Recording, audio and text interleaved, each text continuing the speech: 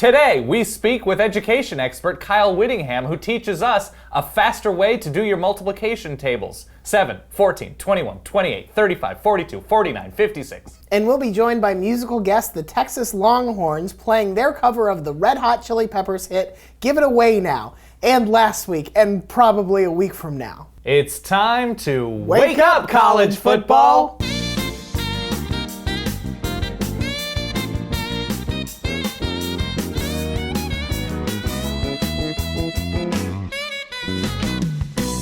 Welcome to week 4 of Wake Up College Football, an emotional roller coaster of a week, let's call it. Yeah, you can say that. For a lot of teams. That suggests that Oregon had any rise. It was mostly just a roller coaster that only went down. It was, for all intents and purposes, a lazy river of sadness. That was the ride. We're going to shut that ride down, hopefully. We're going to shut it down. All right, let's start with positive things, though. To you, what was your awesome thing of week 4? Josh Doxson. Oh, yeah. TCU wide receiver. The whole TCU offense was pretty good in this game. Had to be. I think he was the far and away, the hero for the Horned Frogs. They threw to him 22 times in this game. He caught 18 passes. He had more catches, receiving yards, and receiving touchdowns than the rest of the team combined. This is a guy who recruited very lightly out of high school, only given offers from Wyoming and Duke. Yes. Went to Wyoming, transferred after a year, and has just blossomed at TCU. He was fantastic in this game. He is probably going to break the career receiving record at TCU. Yeah. He already holds the single season record last year. And at the end of this game, he played a pivotal role, not in catching a ball, but in tipping one to his teammate that he didn't even know was there. Ridiculous. So ridiculous. Yeah. And TCU's offense is going to need to stay that good because their defense is that beat up. Yeah. So they're going to be involved in shootouts. Absolutely. All right, my awesome thing, UCLA going to the desert. A lot of hoopla in Tucson. Game day was in town for the huge matchup. And UCLA, if nothing else, was balanced. Yeah, and they were excellent in their balance because Josh Rosen was fantastic through the air.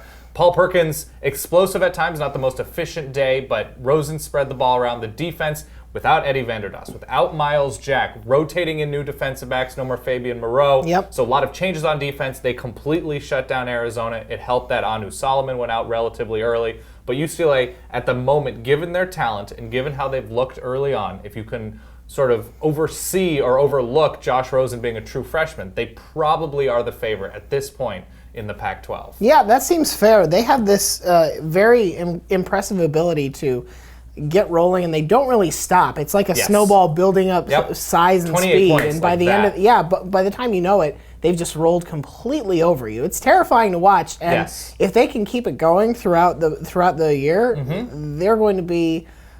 They're making a case to be the number 1 team. That's all I'll say. It's very early.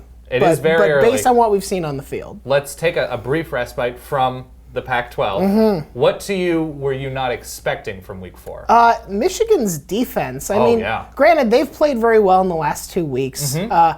And this was a unit that was very good last year and retained their coordinator. Expected to lead the team this year, But what they did to BYU, I mean, limiting them to 105 yards.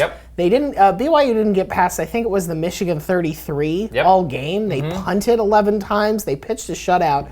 Right now, Michigan's passing attack is still pretty but they run the ball very well. They ran it 51 times in this game with over 5 yards a carry. Yes. And, I mean, if you're a Michigan fan and I tell you you're getting a great run game and a great defense, you're probably like, that is pretty much exactly what we want from Michigan football right now. They're allowing fewer than a point a quarter over the course of their last 11 quarters. Yeah, it's very impressive. And Michigan's schedule is setting up pretty nicely for them to put together a very nice first year under Jim Harbaugh. Let's stay positive. Let's do it. The Oregon Ducks. Okay.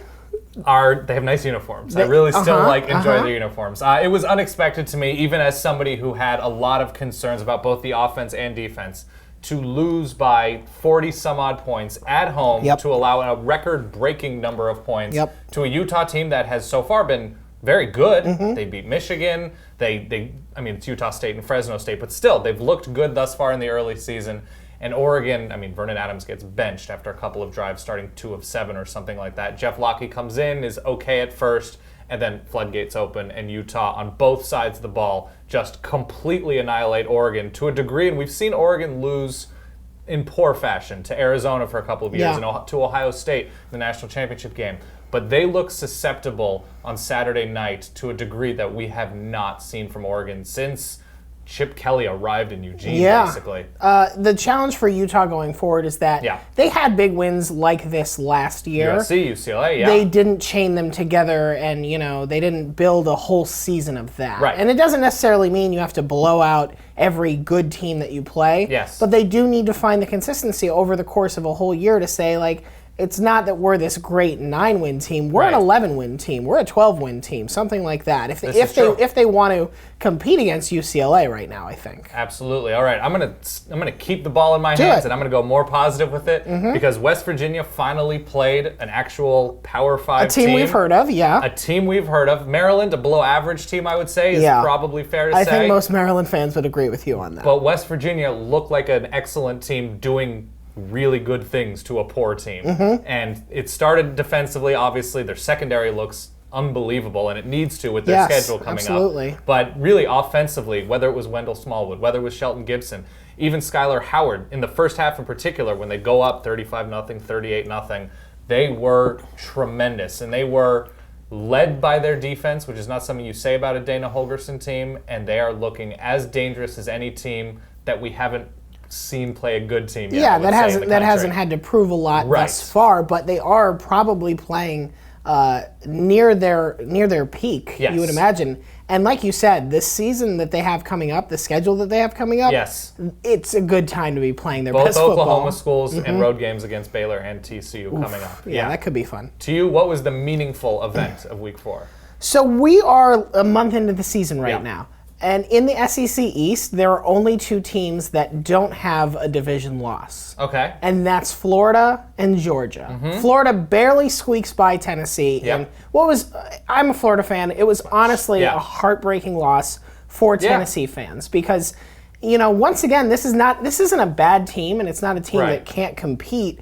They just somehow managed to let it slip away at the end again. Right. And then you look going forward.